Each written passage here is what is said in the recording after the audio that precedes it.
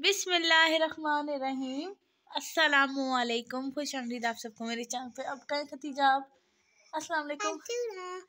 अस्सलाम वालेकुम कहें। आप करो अस्सलाम वालेकुम। मैंने अस्सलाम वालेकुम कह दिया, अब आपकी बारी।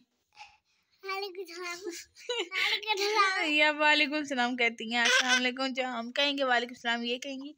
तो आज जो है ना व्लॉग मैंने अपलोड नहीं किया, शायद आज अपलोड कर भी ना सकूं क्योंकि हमारी खतीजा बीमार हैं, है ना खतीजा।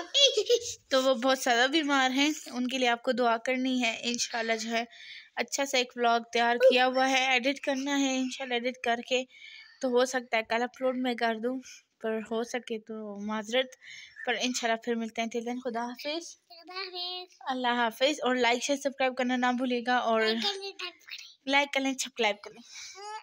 अल्लाह हाफिज़, अल्लाह हाफिज़। और अपना ख्याल रखा करें, और अगर कोई ना गुस्ताखी होगी हो या कोई नाराज़गी हो तो माजरत किया करें, क्योंकि आजकल जो है ना वहाँ पे देखें, वहाँ पे जो है ना खतीजा के कपड़े लटक रहे हैं, उन पर मैं एक सेपरेट वीडियो बनाऊंगी। वो बहुत ज़बरदस्त ये कपड़े हैं, कहाँ से आए कहाँ से नहीं, इनके बारे में फिर हम बात करेंगे कभी।